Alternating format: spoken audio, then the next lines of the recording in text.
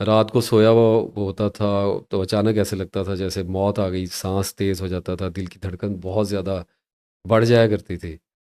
उठ के भागता था खुली हवा की तरफ, गली में भागता था उठ के। और फिर नींद आनी बंद हो गई खौफ की वजह से कि सोऊंगा तो ये हो जाएगा।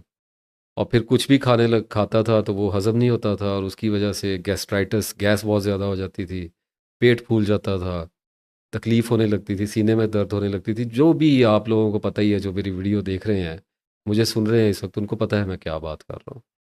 यूँ समझिए कि एक दिन में ऐसे हो गया। तो बहरहाल 1 डेढ़ महीना तो कुछ टेस्ट वगैरह, और जो भी आदमी शुरू में जज्बाती हो के भागम दौड़ करता है, मैंने भी की। और कभी कार्डियोलॉजी जा रहा हूँ, कभी दिल के टेस्ट हो रहे हैं, जो भी समझ आया स्पेशलिस्टों को चेक करवाना शुरू किया। कभी गैस्ट्रोएंटरोलॉजिस्ट के पास जा रहा हूँ, कभी हार्ट के कार्डियक सर्जन के पास जा रहा हूँ, कभी किसी के पास, कभी किसी के पास। और मर्ज़ बढ़ता गया जूं जूं दवा की, और परेशानी भी बढ़ती गई, और बीवी भी परेशान, मैं भी परेशान, एक बेटी हो चुकी थी उस वक्त तक। और काम करना तो दरकिनार, अकल माउफ हो गई, समझ से बाहर हो गया सारा मामला कि ये हुआ क्या है और ये ठीक क्यों नहीं हो रहा। दवाइयाँ फाँकनी शुरू की, और दवाइयाँ जैसे जैसे लेता था उनके साइड इफ़ेक्ट अजीबोगरीब, जिस्म बहुत सेंसिटिव हो गया, जहन की हसासियत बहुत ज़्यादा बढ़ गई। और फिर एक दौर चला है जिसकी अब तो तफसीलात ना याद, ना उन पे कोई ज़िक्र करने की हाजत, और ना ही कोई चाहत। बस यूँ समझिए कि 2008 से लेके 2010 तक 2 साल मैंने बिला मुबालगा लाखों रुपया हॉस्पिटल्स में उजाड़ा। और फिर अस्पतालों से मायूस हुआ तो फिर एमरजेंसीज़ में तो सभी को मेरा पता लग गया था, जितने भी हॉस्पिटल, कोई छोड़ा तो था नहीं। भागता था हर दूसरे दिन, और टीके लगते थे, और कभी दवाइयाँ, सबको पता लगता था, आइडिया हो गया था कि ये नफसियाती इसको कोई प्रॉब्लम हो गई है। और मैं मानता नहीं था, और कोई डॉक्टर ने, किसी ने खैर पहले 1.5 2 साल बताया भी नहीं।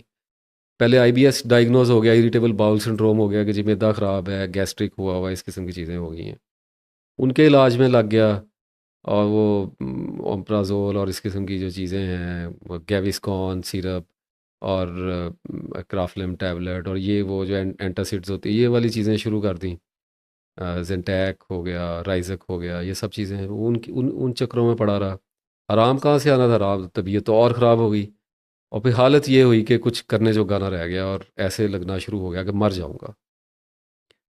अब इस सारे मामले में जिस दिन ये मुझे हुआ है पैनिक अटैक पहला ज़िंदगी का, तो मेरा वज़न जो था वो 88 केजी था, 88 किलो या 89 केजी, और मैं बहुत ज़्यादा बस, मुंह मेरा फूला हुआ था। अभी तो तस्वीरें शायद पड़ी हों कहीं पे, अगर फुर्सत होती तो आपको दिखाता इस वीडियो में साथ साथ। लेकिन पहले 6 महीने के अंदर अंदर मेरा वज़न 48 से 50 किलो पे आ गया, और ऐसा हो गया जैसे मुझे किसी ने मार के दोबारा पैदा कर दिया है।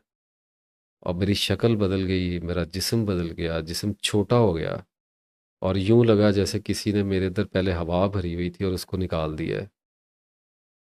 और